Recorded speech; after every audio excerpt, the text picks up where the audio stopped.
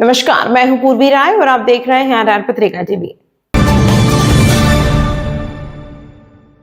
Rajasthan high court को सोमवार दोपहर एक बार फिर बम से उड़ाने की धमकी मिलने से पुलिस प्रशासन और सुरक्षा एजेंसियों में हड़कंप मच गया है। पिछले 8 महीनों में यह 13वीं बार है जब हाईकोर्ट प्रशासन को धमकी भरा ईमेल मिला है। जानकारी के अनुसार दोपहर 12:19 पर हाईकोर्ट प्रशासन के आधिकारिक ईमेल पर एक धमकी भरा संदेश प्राप्त हुआ। ईमेल में लिखा था कि उनका उद्देश्य किसी प्रकार की जनहानि करना नहीं है, बल्कि उनका निशाना केवल हाईकोर्ट की इमारत है। सूचना मिलते ही हाईकोर्ट प्रशासन ने तत्काल पुलिस और संबंधित सुरक्षा एजेंसियों को इसकी जानकारी दी।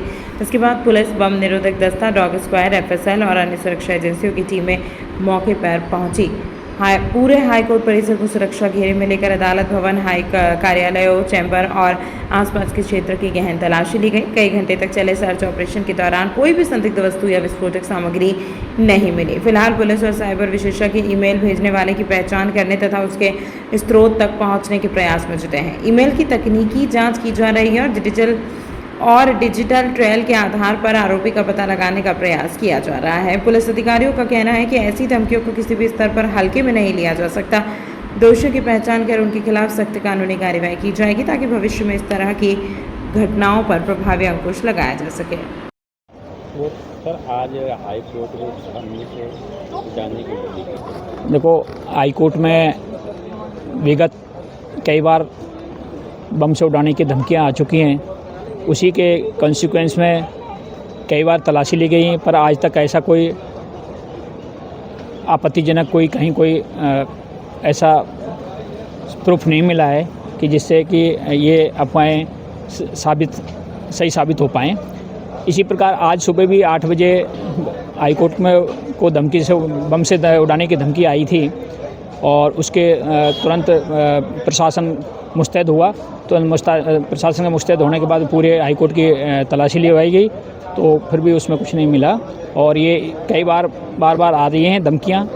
या तो इसका कोई परमानेंट सॉल्यूशन प्रशासन को करना चाहिए, क्योंकि इससे आज तो सुबह मॉर्निंग में आई थी इस वजह से, क्योंकि कोर्ट टाइम से पहले हो चुका था, तलाशी भी ली जा चुकी थी।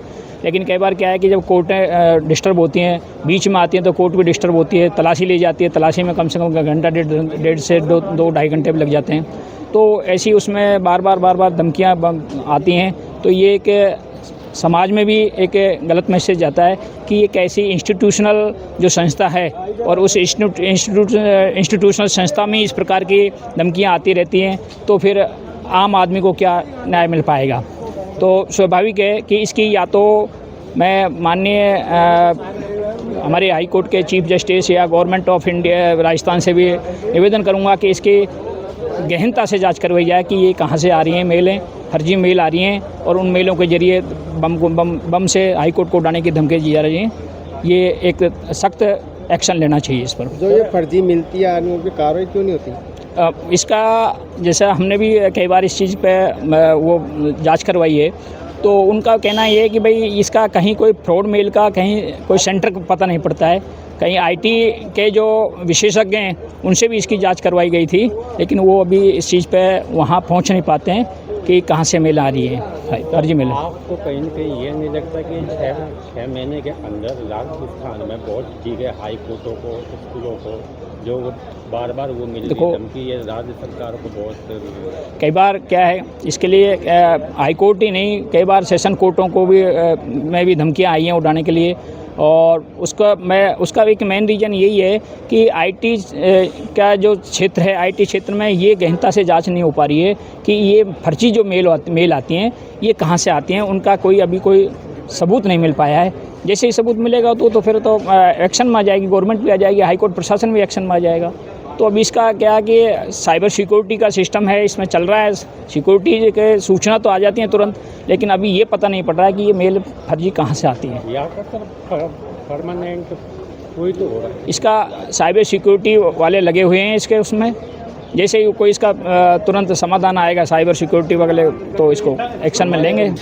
मुख्यमंत्री साहब को भी धमकियाँ मिली हैं कई बार और औरों को मिली हैं। ये साइबर सिक्योरिटी का सिस्टम, अभी इस सिस्टम में ये अभी कमी है अभी साइबर सिक्योरिटी सिस्टम में कि ये फर्जी मेल कहाँ से आती हैं, उनका कोई एड्रेस नहीं होता। फर्जी मेल जो बन जाती हैं किसी का किस नाम से बन जाती है, उसका कोई अभी वो नहीं है, और ना ही उनका ये डेटा सेंटर से ये पता पड़ रहा है कि ये फर्जी मेलें कहाँ से आ रही हैं। ये आपका नाम?